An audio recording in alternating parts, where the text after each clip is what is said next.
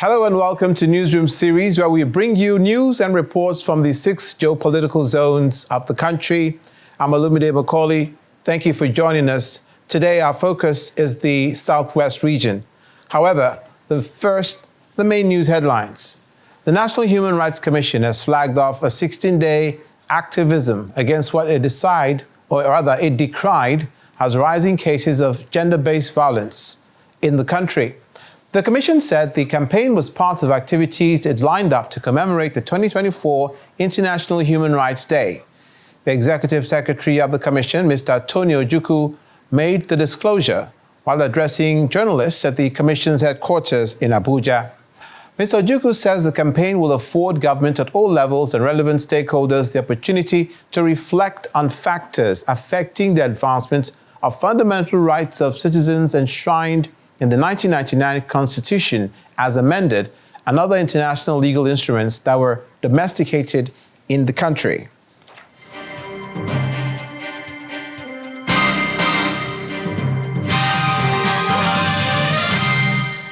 And now to the Southwest region. In the drive to ensure food security and economic growth, the Oyo State Governor, Mr. Seyi Makinde, has performed the groundbreaking ceremony for the upgrade of the moribund 3,250-hectare Erua farm settlement to an agribusiness industrial hub. The governor said that the project, once completed, will put Ibakara land on the global agricultural map and create thousands of jobs for youth in the zone and across the state. The governor made this known at the location, adding that his administration will also complete the Ido-Erua Road within the next 1 year. Our correspondent, Bukola Ariowo, reports. A dream to transform Oyo State to the food basket of the Southwest region, and by extension the country, appears to be coming to reality. The state government started with the Fashola Agribusiness Hub in Oyo Town, a hub that has seen an influx of at least 12 medium to large national and international private companies occupying the 1,150 hectares of land for crop production, livestock rearing, and processing for domestic consumption and export. The state is taking another step with a new project 3 times the size of Fashola, the Erua Agribusiness Hub. Fashola is about 1,000 hectares of land. Erua is 3 times Fashola. We know that we have the capacity to take on this project and to see it to completion. Governor Makinde expresses optimism that the new agribusiness hub in Erua would also be a success story like the Fashola Agribusiness Hub, as development partners and investors who have already committed to bringing in their money to the facility were present at the groundbreaking ceremony. This facility will include a crop and livestock production center, 15 to 20 processing centers, a state-of-the-art agribusiness training center, a mechanization and equipment leasing center, an early generation seed production center, and the icing on the cake will be the Eco Resort Center that will put Erua on the map of the world. The people of Ibarapa land, as well as development partners, assure the state government of their support towards the project. So we strongly believe at the African Development Bank that the future for economic transformation of rural Africa lies in agriculture, in treating agriculture as a business. And this is what the Erua Agribusiness Industrial Hub, like many others, of course, in this country that we are also supporting, is seeking to create. I would like to call for close monitoring of this project, and also I will personally give myself to oversee the project's progress and foster open communication within the contractors and stakeholders and the community to ensure smooth execution and address potential delays. The Erua Agribusiness Hub is expected to position Oyo State as a major producer of food crops and a global player through the export of such commodities. Bukola Ariowo, Channels Television News. Now, where the state government has called on stakeholders in the gaming industry to work with the state government, regulators and consumer rights groups to bring about more innovations for effectiveness and consumer safety within the sector. The Oyo State Gaming and Lottery Board made this call at the 6th edition of the Stakeholders Interactive Forum tagged Boom or Burst, which was organized by the board in Ibadan, the Oyo State capital. It's the 6th edition of the Stakeholders Forum, organized by the Oyo State Lottery and Gaming Board to shed light on the growth achievable in the sector and fashion out ways to combat the challenges. The safety, security. Those attended by industry leaders, game developers, consumer rights advocates, and regulatory bodies, with discussions centered on several key initiatives to strike a balance between progress and safety, which include stronger age verification system, transparency, data privacy and security, addiction prevention mechanisms, amongst others. Developing the EdTech sector in Africa. The state government says it remains open to ideas that will culminate into the expansion of the state's economy in line with the vision of sustainable development of Oyo State, 2023-2027. Oyo State has become a model of responsible development, leveraging resources wisely to support industries that uplift people and enhance our economy. The Oyo State Gaming Board, under the guidance of Mr. Olajide, have been instrumental in ensuring that our gaming industry remains competitive, fair, and secure.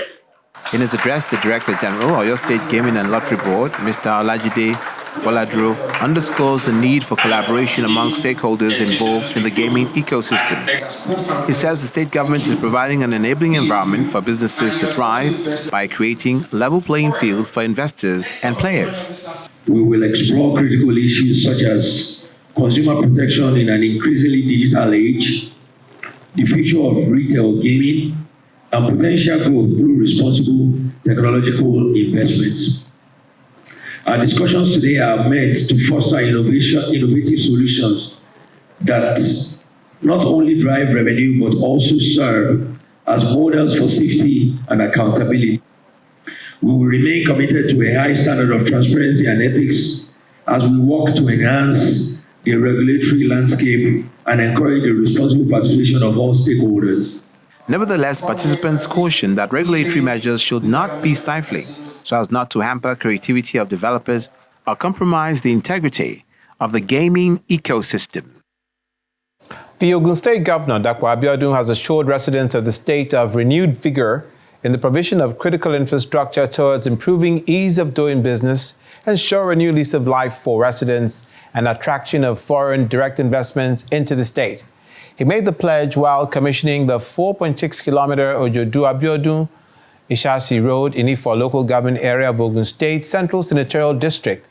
While assuring residents of more development, the governor says residents shall take full responsibility of the stretch of road by being responsible and responsive for its good use. Road infrastructure is a key priority of the Ogun State government towards attracting investments to the state, and this has resulted in the construction and reconstruction of over 700 kilometers of roads across the state. This 4.6-kilometer, 15-meter wide Ojodu-Abiodun Denro Ishashi Road in Ifo local government area of the state, which has been neglected for many years, is now wearing a new look. Governor Dr. Abiodun is joined by members of the State Executive Council, traditional rulers, community leaders, groups and associations at the commissioning of the road to ease transportation and provide a new lease of life to residents. I really appreciate what we didn't expect this year. That is what we see. We enjoy it until we see the goodness. So I want to thank God for the government because God is really entered them to remember us. There was a time when the road was so bad that even you cannot see any commercial vehicle on this road. We were only limited to Okada. Only Okada were conveying people from one spot to the other. But today now, you see so many commercial vehicles, keke marua, okada, even business activities. Everything has picked up, and it's only because of the construction of this road that we are commissioning today. The Olu of Ilaro and paramount ruler of Yewa Land, who chairs the State Council of Obas, commends the state government for the projects which seals the state's ownership of the area and not Lagos. When I say these people here are the Ghanaian, but today you have made them Ogun State indigenous. All of you, I congratulate you that His Excellency is expanding your territory. Not that you don't know this area is your own, but Excellency is confirming today that this area belongs to Ogun State. And I congratulate all my colleagues here, all my colleagues here. Governor Dapo Abiodun, who could not hide his excitement, asked residents to take ownership of the road while announcing the award of Akute, Ijoko, Okeodo roads for reconstruction. The roads are yours. Maintain them. Lẹ́ẹ̀kan, ó dàgbé CDC ló sọ̀rọ̀. The CDC man or CDA man said they have begun to see mechanics who are putting up their side shops on this road. We must not allow it. Local government chairman, I hope you are listening to me. That must not happen. You must ensure that this road is responsibly used. Ẹ má jẹ́ kó da ilẹ̀ sí orí títì. Do not allow refuse to be dumped on this road. Let's ensure that the drains are not clogged with waste or plastics. Protect this road as your taxes have been used in investing in this construction. After these assurances, the governor is joined by the distinguished personalities to unveil the plaque, signaling the road is open for public use.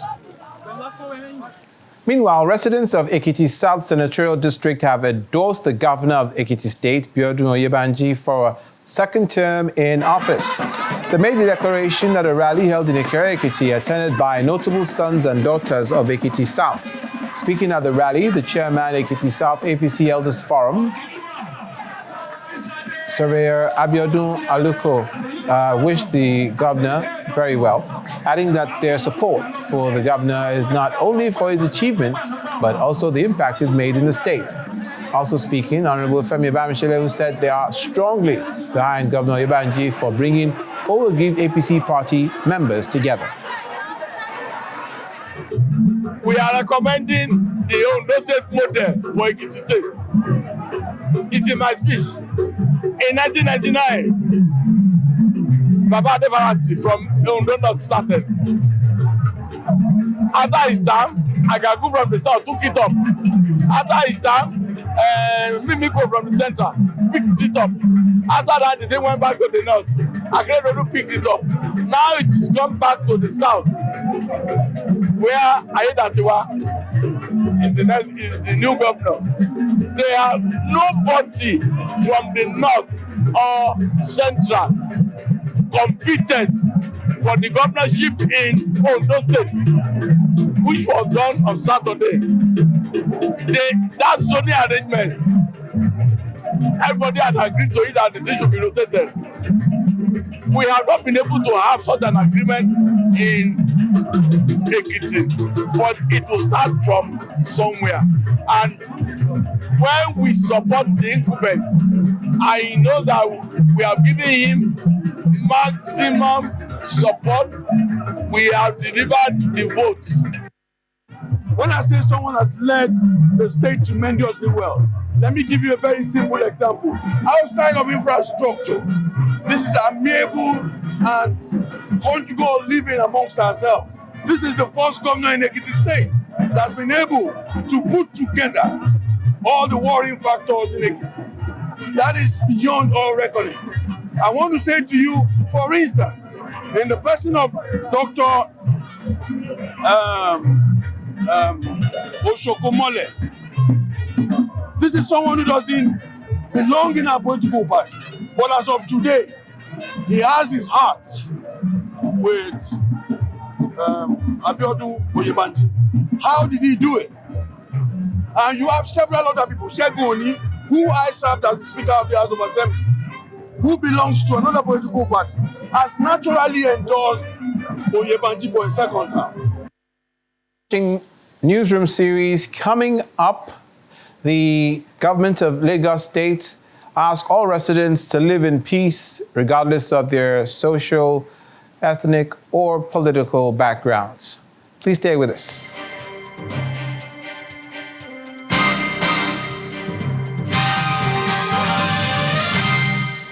Welcome back. The Deputy Speaker of the House of Representatives, Benjamin Kalu, has assured Nigerians that the constitutional review will bring true federalism anticipated by the citizenry.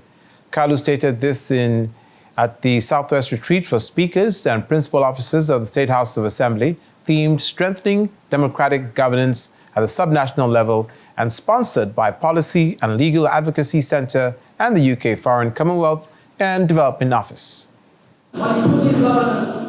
This is Southwest Regional Retreat for Speakers and Principal Officers of the State Assemblies held in Ekiti State. The retreat was organized by the Conference of Speakers of State Houses of Assembly to discuss strategies for effective governance at the state level, build consensus on legislative reforms to resolve regional challenges, and enhance collaboration between state legislative bodies in the Southwest, among others.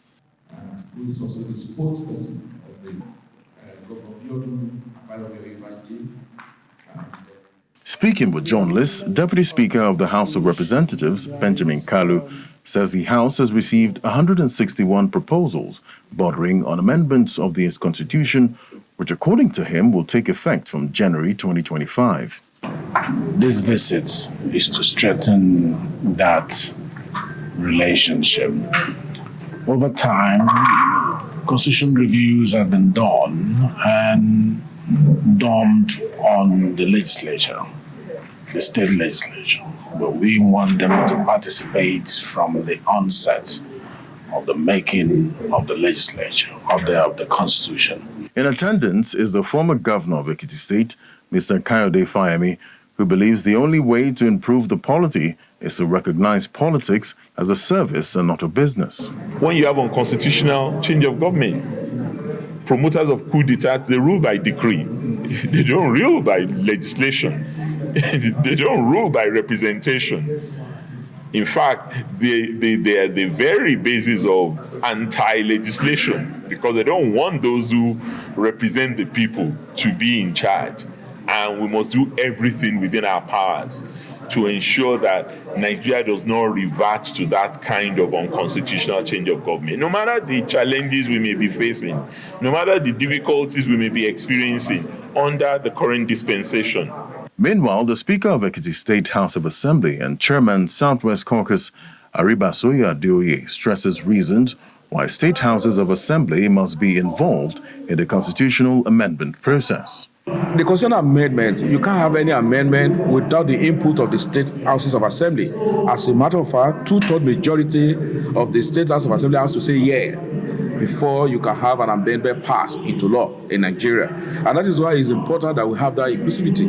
I think part of why we've had failure in the previous, some of the aspects that are very, very cogent, we've had failure, is because the houses of assembly were not actually carried along in the process. The lawmakers harp on the need for effective collaboration between Green Chamber and State Houses of Assembly, which is fundamental to facilitate the constitutional amendment. The Lagos State government has urged residents to live in peace and unity regardless of their religious, cultural, or social backgrounds. State Deputy Governor Kadri Hamzat gave the advice at the grand finale of the year 2024 Community Day celebration held at the Police College, Ikeja.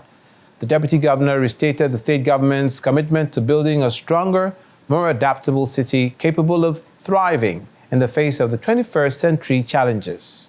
Representatives of the 20 local governments and 37 local council development areas converge on Police College Ikeja for the 2024 Community Day celebration, organized by the Lagos State Ministry of Local Government, Chieftaincy Affairs and Rural Development.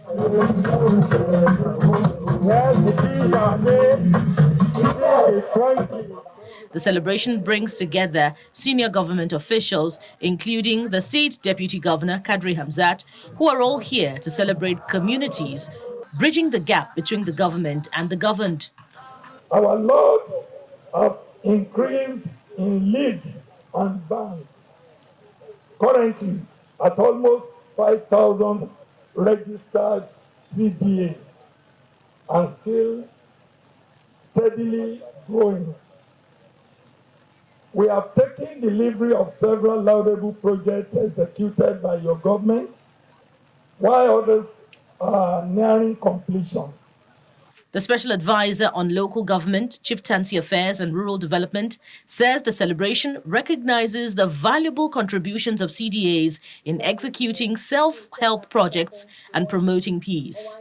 The Office of Rural Development, upon the approval of Mr. Governor, has provided over 57 transformers and 300 stand-alone solar power lights to over 20 communities through the Office of Rural Development. The Deputy Governor reiterates the administration's commitment towards addressing the needs of the people and also encourages residents to undertake self-help projects that complement government's efforts at building communities. As we celebrate today, I urge all Lagosians through the over 5,000 community development associations that are fairly represented here to continue supporting our shared vision for a peaceful and prosperous Lagos. Let us remain vigilant and united against any actions that could undermine our investments, infrastructure, or heritage. Such destabilization will have devastating consequences for all of us, and that we do not want. But be rest assured that our administration remains unwavering in its commitment to addressing the need of our people and to listening to every voice in our state.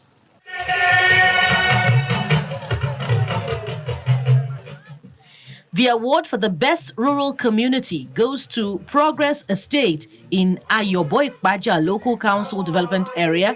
Second position is taken by Harmony Estate in Ifako-Ijayi LCDA, and others are Alakpako in Olorunda LCDA, Hilltop CDA in Eredo Local Council Development Area, all rewarded with buses for developing their communities.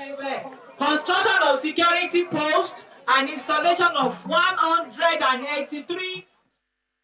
Finally, in Lagos, again, Zenith Bank races to the front of the pack as the bank heralds the Yuletide season with a colorful light-up of the Eco Hotel roundabout and the Ajose Adeogun corridor of Victoria Island. Now in its 18th year, the light-up ceremony is regarded as a notable tourist attraction, witnessed by numerous visitors marveling at the splendor and aesthetics of the colors. The Group Managing Director and Chief Executive Officer of Zenith Bank, Adara Ameoji, who performed the ceremonial light-up, says it's part of Zenith Bank's corporate social responsibility to impact its operational environment by spreading happiness during the Yuletide season, Zenith Bank style. Activities heightened at the Eco Hotel roundabout and Ajose Adeogun corridor, Victoria Island, Lagos, as Zenith Bank gets set to light up the area in line with its annual Christmas tradition.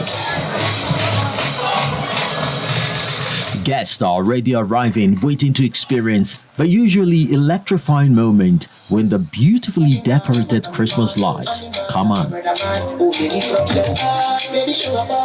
The arrival of the Group Managing Director of the bank signals the beginning of the event. It's no time for long speeches, however, there is room to appreciate the journey so far. You're welcome to the 2024 Zenith Bank Light-Up Ceremony. I'm so happy to be here to see a lot of beautiful faces, looking so joyful and looking so hopeful. We're all here to celebrate the season. We are about to commence the Christmas season, and we decided to come here today because Christmas season signifies joy, love, the period for sharing kindness to the world. Thank you very much as we continue to light up the season.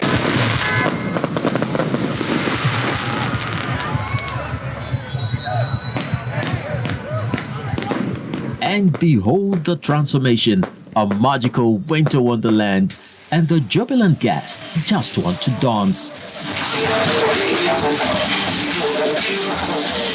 The Zenith Bank Light Up event is more than just a festive celebration. It comes with a message.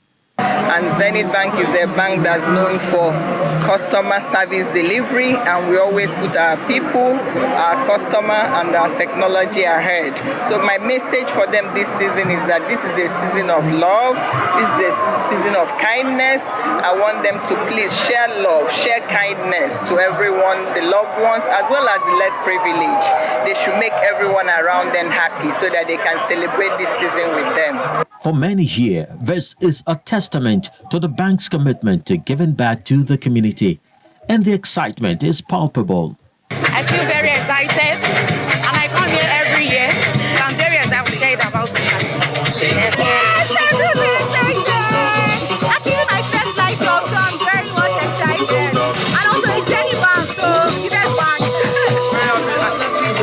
December is a period of having fun, so this is me starting December in a fun way. I want to enjoy myself.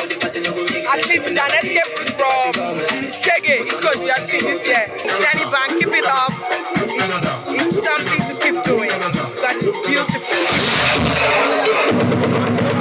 So when next you visit Lagos, Zenith Bank would no doubt be delighted to have you come. Enjoy the magic of the light up.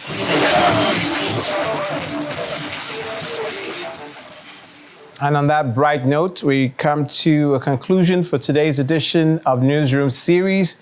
Thank you for watching. I'm Olumide Macaulay.